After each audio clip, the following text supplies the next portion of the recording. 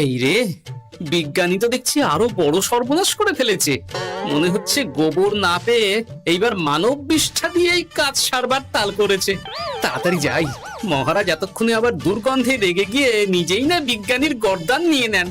না, সর্বনাশ ঘটার আগেই বিজ্ঞানীকে আটকাতে হবে। তোমার ঘরে আর এই আমি তোমার গিন্নি।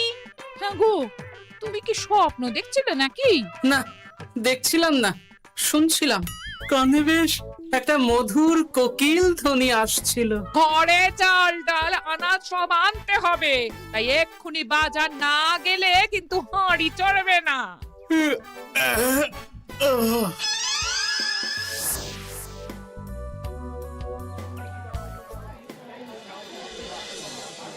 এ কি, মুদির দোকানে মড়ক লেগেছে নাকি? এত ভিড় কেন? এই দেখি, এ কি হচ্ছে? আরে আমাকে যেতে দেবে তো নাকি? ওরে বাবা রে বাবা, এ কি কাণ্ড রে! এত বছর ধরে এখানে আছি, মুদির দোকানে তো এত ভিড় দেখেছি বলে মনে পড়ছে না। না, এই ভিড়ের সাথে যুদ্ধ না করে বরং এখন ফিরে যাই। রাজবাড়িতে একটা কোনো উপায় হয় কিনা দেখি। বলি, মুদির দোকানের জিনিস পছন্দ হয়নি বলে তুমি কিচ্ছুটি না কিনে খালি হাতে চলে এলে? পেটে কি কিল মেরে বসে থাকবো নাকি? আহা, তা কেন? এখন যা আছে তাই দিয়ে কিছু একটা করে দাও না গিন্নি। আমি না হয় রাজবাড়ি থেকে কোনো ব্যবস্থা করব, বুঝলে? আমি হলাম গোপাল, মহারাজা কৃষ্ণচন্দ্রের খাস লোক। আমাকে কিনা খারাপ জিনিস গছাতে চায়। আমি নেব কেন? তোমার পোশাকে এমন ধুলো কাটা লাগলো কেমন করে? এটা কিছু নয় গিন্নি, ওই আমি চলে আসছিলাম দেখে হরেন মুদি ছুটে এসে পায়ে ধরেছিল কিনা, তাই একটু ওই ধুলো লেগে গেছে আর কি। বাবা, পড়লো তোমার পায়ে আর ধুলো লাগলো তোমার সারা গায়ে? আমি কিছুই বুঝি না বাপু। আমারও তো বুঝে কাজ নেই গিন্নি। ছোট মাথাকে বেশি খাটালে সে আবার গরম হয়ে যাবে। তার চেয়ে আমায় তাড়াতাড়ি পান্তা ভাত দাও দেখি, ওদিকে রাজবাড়িতে যেতে দেরি হয়ে যাবে। দাও দাও দাও। বাবা, সকাল সকাল মুদির দোকানে মাছি গলার জায়গা ছিল না, এখন তো দেখছি পুরো ফাঁকা। ব্যাপারটা কি? আসার সময় দেখলাম মুদির দোকান পুরো ফাঁকা, দোকানিও নেই। রাজ্যের খাদ্য ভাণ্ডারে টান পড়লো নাকি? এইবার অবশ্য ফসল অতটা ভালো হয়নি, তাই কি এই হাল হলো নাকি? দেখি, মহারাজ নিশ্চয়ই এতক্ষণে খবর পেয়ে কোনো না কোনো ব্যবস্থা নিয়েছেন।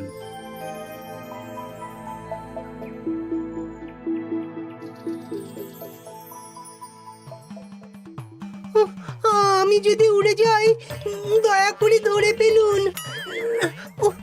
না হলে আমাকে নিয়ে উড়ে যাবে এই মজার বেলুন। খাসা খাসা, সত্যি বিজ্ঞানী, তোমার এই আবিষ্কার অতি মনোরম, দেখলেই মন ভালো হয়ে যায়। তা যা বলেছেন মহারাজ।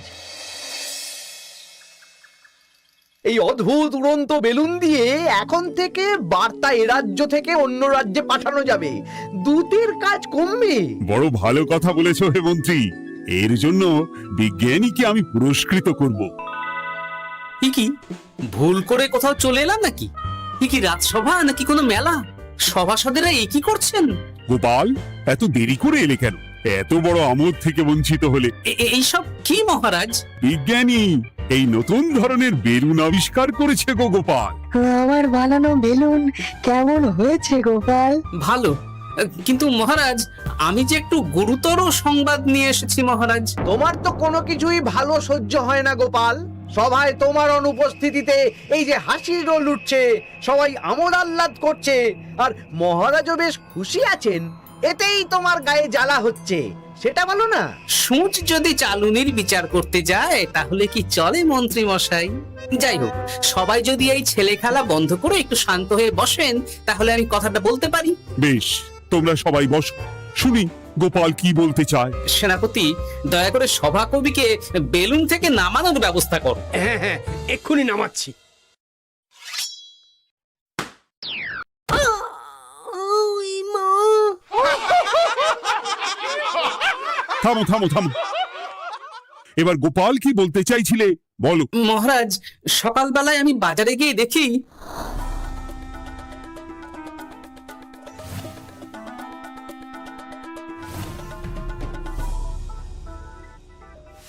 হুম, এই হলো অবস্থা। আমি রাজ্যের খাদ্য ভাণ্ডারে কদিন আগেই খবর নিয়ে দেখেছি মহারাজ, যা খাদ্যশস্য আছে তাতে আগামী 3 মাস রাজ্যের লোকেদের ভালো মতো চলে যাবে। তার মানে 3 মাস পরে আমাদের রাজ্যে খাদ্য সমস্যা হতেই পারে, তাই তো মন্ত্রীমশাই? সে বলছে তা হতেই পারে। তখন কি হবে মহারাজ? আমাদের কি তাহলে খাদ্যের জন্য আবার নবাব বাহাদুরের কাছে হাত পাততে হবে? সে আমার পক্ষে সম্ভব নয় গোপাল। তাহলে কি উপায় হবে মহারাজ? উপায় একটাই আছে মহারাজ, 3 মাসের আগেই আবার জমিতে ফসল ফলাতে হবে, তাহলেই আর খাদ্যের সমস্যা থাকবে না মহারাজ। কিন্তু জমিতে মাত্র 3 মাসের মধ্যে ফসল ফলবে কি করে গোপাল? যে একটু আগে তার আবিষ্কারের মাধ্যমে আপনাদের মধ্যে আমোদ আহ্লাদের বাঁধ দেখেছিলেন, আমার বিশ্বাস সেই পারবে তার আবিষ্কারের মধ্যে দিয়ে রাজ্যবাসীর খাদ্য সমস্যার সমাধান করতে। তাই তো বিজ্ঞানী? আমি আমি তো আসলে আরে হ্যাঁ, এটা তুমি বড় ভালো বলেছো। তা বিজ্ঞানী, আর দেরি করার প্রয়োজন নেই। তুমি এক্ষুনি তোমার গবেষণাগারে চলে যাও। গবেষণার জন্য যা যা উপাদান লাগবে তা মন্ত্রীকে বলে দেবে। আচ্ছা মহারাজ। তাছাড়া তোমার কাজে সাহায্য করার জন্য পেয়াদা তোমার সঙ্গেই থাকবে। আমরা সবাই তোমার নতুন আবিষ্কারের অপেক্ষা করব। যদি তুমি এই আবিষ্কার করতে পারো, তাহলে যে পুরস্কার পাবে তা এর আগে এই জগতে কেউ কখনো পায়নি। আর না পারলে মহারাজ, তাহলে কিন্তু শাস্তিটাও হবে সেই রকম কড়া। আমার বিশ্বাস আমি মহারাজের দেওয়া পরীক্ষায় সসম্মানে উতরে যাব।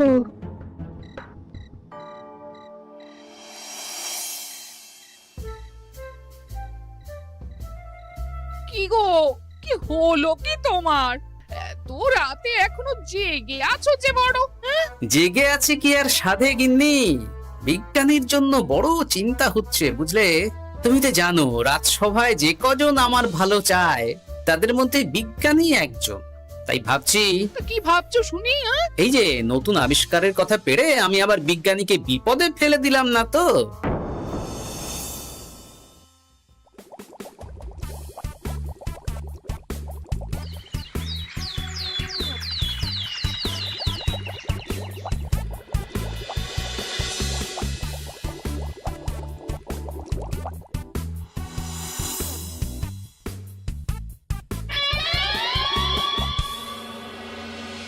সাত দিন হয়ে গেল বিজ্ঞানী আবিষ্কারের দায়িত্ব পেয়েছে, না সে রাজসভায় এসেছে, না সে গবেষণা কক্ষ থেকে বের হয়েছে।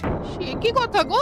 তাহলে আর বলছি কি গিন্নি, এমনকি কাজের জন্য রাজসভা থেকে 2-3 জন পেয়াদা দেওয়া হয়েছে তার সাথে। তাদেরকে সে কিছু করতেও বলেনি, তারা ঠায় বাইরে বসেই আছে। ও মা গো, আর খাওয়া না, কিছুই নাকি করেনি। এ তুমি কি বলছো গো? বলছি বিজ্ঞানী সুস্থ আছেন তো নাকি? পরীক্ষা নিরীক্ষা করতে করতে আবার তার কিছু হয়ে যায়নি তো? সেটাই তো ভাবছি গিন্নি, বেচারিকে বিপদে ফেলে দিলাম না তো? না, কাল সকালে একবার গিয়ে দেখতে হবে বিজ্ঞানীর ঠিক কি হলো।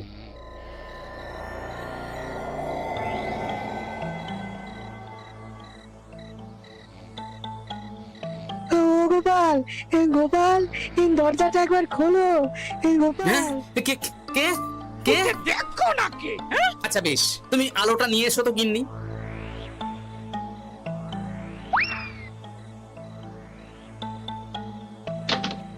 ওরে বাবা রে, ভূত ভূত ভূত! গোপাল, ইনি শিগগিরই আলোটা সামনে আনো। এ কি কাণ্ড! বিজ্ঞানী, বিজ্ঞানী, ও বিজ্ঞানী, একটু জল আনো তো গিন্নি। ভয় নেই, এটা চোর ভূত কেউ না, হে আমাদের বিজ্ঞানী।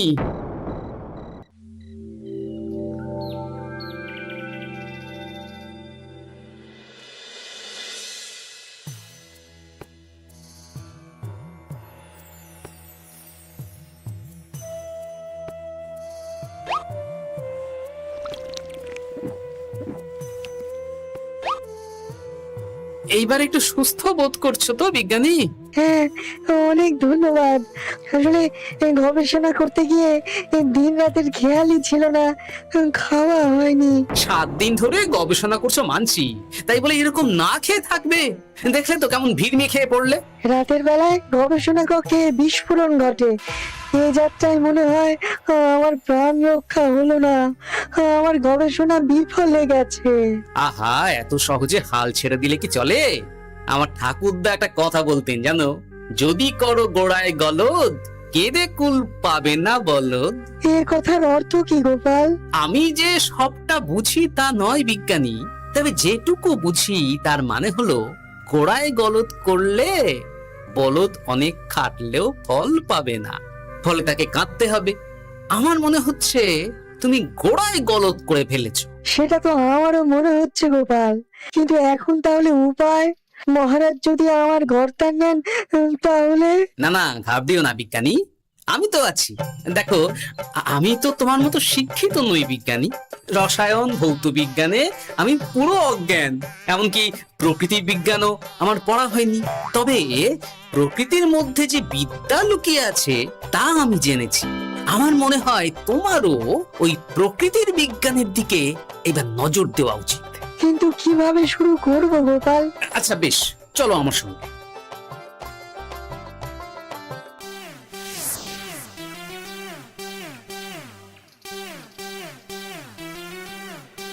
ভালো ফসলের জন্য সবার আগে কোনটা ভালো হতে হয়? মাটি। বাহ, তা মাটি যত ভালো, ফসলের গুণমান ও পরিমাণ ততই ভালো হবে, তাই তো? মাটি ভালো করতে হলে কি করতে হবে বিজ্ঞানী? কি গোপাল? এই যে গাছগুলো দেখছো, এগুলো আমাদের ছোটবেলার সময়ের গাছ। এখানে আগে গরু চড়তো, তারাই গোবর দান করে যেত মাটিতে, আর বাচ্চারা খেলতে এসে ফল খেয়ে তার বীজ ফেলে যেত। সেই থেকে চারা গাছ হয়েছে, আর সেই চারা থেকে বড় গাছ হয়েছে। বাহ, আমি তো এই দিকটাই ভাবিনি। এই গোবর তো অতি উত্তম বস্তু চাষের মাটির জন্য। তোমায় যে কি বলে ধন্যবাদ দেবো আমি জানি না গোপাল, তুমি আমার চোখ খুলে দিয়েছো। গোড়ায় যে ঠিক করে সফল সে বারে বারে।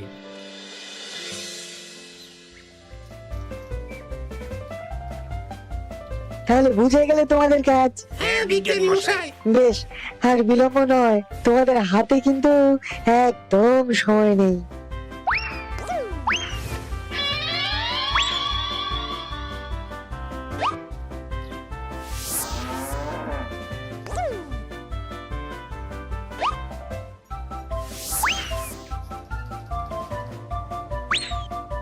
যা বাবা, গোবর কোথায় গেল?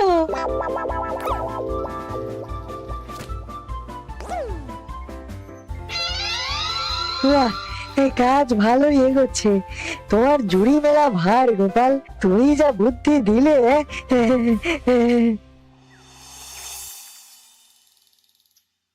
এইসব কি কাণ্ড হচ্ছে বলো দেখি কৃষ্ণনগরে? চারদিকে এত কিছু জিনিস থাকতে কিনা গোবর চুরি হচ্ছে। এই রে, বিজ্ঞানী দেখি ঘেটে ঘ করে দিচ্ছে। নির্ঘাত ওই গোবর চুরি করছে বা করাচ্ছে। কি গো, তুমি এর বিহিত করবে না নাকি? বলি গোবর না হলে ঘুঁটে দেব কি করে? উনি বা চলবে কিসে? আমি কি এই বয়সে জঙ্গলে কাঠ কাটতে যাব নাকি? আমি দেখছি।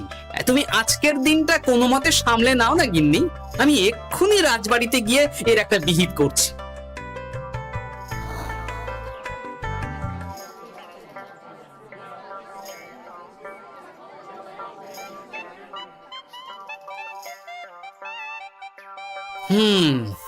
গোবর চুরির ব্যাপারটা বড় গুরুতর আকার নিয়েছে দেখছি। দ্রুত এর বিহিত না করলে জল না, মানে গোবর মাথা ছাড়িয়ে যাবে। গোবর চুরি হচ্ছে। এর একটা বিচার চাই। রাত দুপুরে গোবর চুরি। হ্যাঁ? ইয়ার কি হচ্ছে? এই অন্যায় মেনে নিতে পারছি না, পারবো না, পারছি না, পারবো না। শুধু মাথাই ছাড়ায়নি মহারাজ, বিজ্ঞানী রাজ্যের সব গোবর চুরি করে এমন বড় একটা স্তূপ বানিয়েছে, চাইলে সেই স্তূপ মনে হয় সেই মুর্শিদাবাদের নবাব বাহাদুরও দেখে ফেলবেন। সে কি কাণ্ড! শুধু কাণ্ড নয়, এ যে প্রকাণ্ড। বিজ্ঞানী করেছে রাজ্যকে একেবারে লন্ডভন্ড। বাহ, বেশ অনেক গোবর জমেছে। এইবার আমার পরীক্ষার কাজ শুরু করতে হবে। আর এইভাবে সারা রাজ্যের কোনো লোক গোবর পাচ্ছে না মহারাজ, ফলে কেউ ঘুঁটে দিতে পারছে না। জ্বালানির অভাবে রাজ্যের ঘরে ঘরে অরন্ধন শুরু হয়েছে মহারাজ। প্রজারা রাজসভার সামনে বসে বিক্ষোভ দেখাচ্ছে। এ তো সত্যি বিশৃঙ্খল অবস্থা মহারাজ। খাদ্যাভাব মেটাতে গিয়ে বিজ্ঞানী তো দেখছি সেই খাদ্যের সংকটের সামনেই ফেলে দিয়েছেন রাজ্যবাসীকে। এক্ষুনি ডাকো বিজ্ঞানীকে, আজই আমি ওর গর্দান নেব। এত বড় সাহস! মার্জনা করবেন মহারাজ। এত দ্রুত কোনো সিদ্ধান্তে উপনীত না হলেই ভালো। হ্যাঁ, সে তো তুমি বলবেই। তোমার বড় প্রিয় মানুষ তো ওই বিজ্ঞানী, তুমি তো তার দিকে ঝোল টেনে কথা বলবেই। না মন্ত্রী মশাই, মহারাজের আশীর্বাদে আমার ঘরে দুমুঠো ভাত ডাল আর একটু মাছের ঝোলের অভাব নেই, তাই আমার কারো পাত থেকে ঝোল টেনে খেতে হয় না। এ কি গন্ডগোল?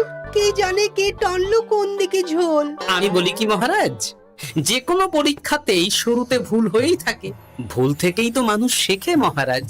বিজ্ঞানী হয়তো একটা ভালো করতে গিয়ে অন্য অসুবিধার কথা বুঝতে পারেননি।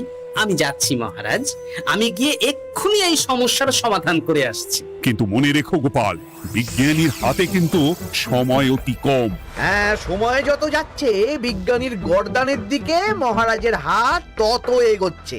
আমার তো মনে হচ্ছে মহারাজ বিজ্ঞানীকে এই দুর্বুদ্ধি ওই গোপালই দিয়েছে। আর এই আবিষ্কারের পুরস্কার নিয়েও গোপাল বিজ্ঞানীর সাথে কোনো রফা করে চলেছে।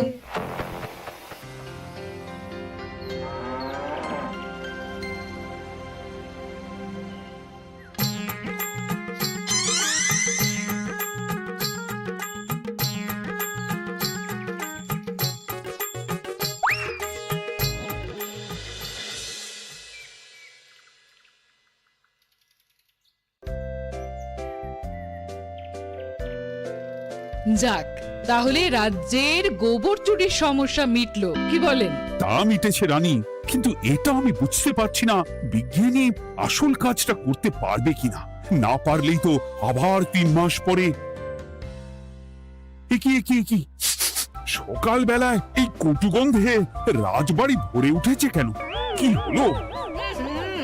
ইস, এত বিশ্রী গন্ধ কোথা থেকে আসছে মহারাজ? এ তো মনে হচ্ছে প্রহরী, এক্ষুনি বিজ্ঞানীর বাড়ি গিয়ে তাকে ডেকে আনো।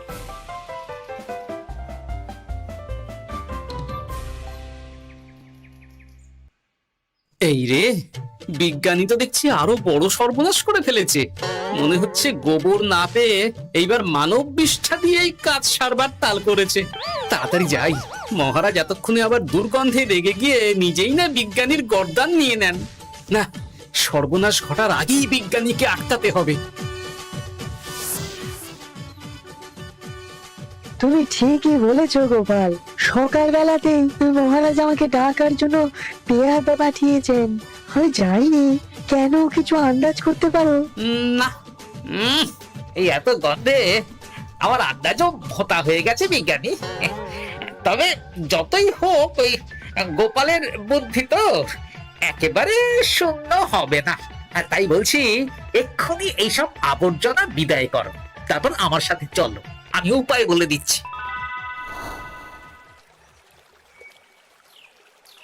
একটা কথা ভাবছিলাম বিজ্ঞানী, আমাদের বাড়ির পিছন দিকে কয়েক মাস ধরেই আমার গিন্নি ওই ফলের খোসা, তরকারির খোসা, ফলের বীজ ফেলে। ওদিকটা অনেকদিন যাই না, বুঝলে। গতকাল একটা কাজে সেখানে গিয়ে দেখলাম যে দিব্যি বেশ খাসা দেখতে 2-4টে বেগুন আর লঙ্কার গাছ হয়েছে। মানে ওই তরকারির খোসাই জমিকে সার দান করেছে। গোপাল, বাহ, তুমি সত্যিই আমার সুজন, আমার বন্ধু।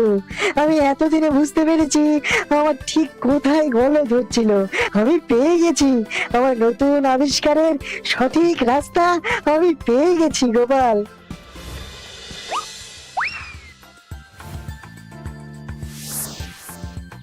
শাকসবজির খোসা থেকে তো দারুণ সার তৈরি হয়েছে গোপাল।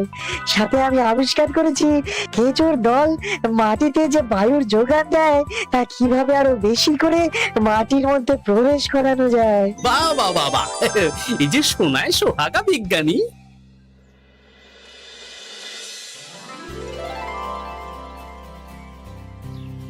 বাহ বাহ বাহ বাহ বিজ্ঞানী, হ্যাঁ? তোমার তো জুড়ি মেলা ভার। মাত্র 1 মাসেই এত ফসল ফলেছে। বলো বলো বলো, তুমি কি উপহার চাও? এইসব বলে আমায় লজ্জা দেবেন না, আমি আপনার দাস মাত্র। বিজ্ঞানী না চাইলেও আমার একটা আবদার আছে মহারাজ। সে তো থাকবেই, তুমি তো আবিষ্কর্তা কি না? মহারাজ, আমি চাই আপনি এমন একটা ব্যবস্থা করুন যাতে প্রতিদিন সকালে আপনার কর্মীরা বাড়ি বাড়ি গিয়ে তরি তরকারির খোসা সংগ্রহ করে আনবে।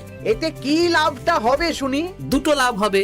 আগামী দিনে তরি তরকারির খোসা থেকে বিপুল পরিমাণে যে সার উৎপন্ন হবে তা আমাদের কাজে লাগবে, আর তারপরে উদ্বৃত্ত সার আমরা বিক্রি করে বিপুল অর্থ উপার্জন করতে পারবো। আর কারো বাড়ির সামনে আবর্জনাও জমা হবে না মহারাজ, চারিদিক পরিষ্কার পরিচ্ছন্ন থাকবে। বাহ বাহ বাহ, এ ভারী ভালো প্রস্তাব। আমি এক্ষুনি এই প্রস্তাবে সম্মতি জানিয়ে ফরমান জারি করছি গোপাল। আর শুধু বিজ্ঞানী নয়, তোমার জন্য পুরস্কার ঘোষণা করছি। সবই আপনার দয়া মহারাজ।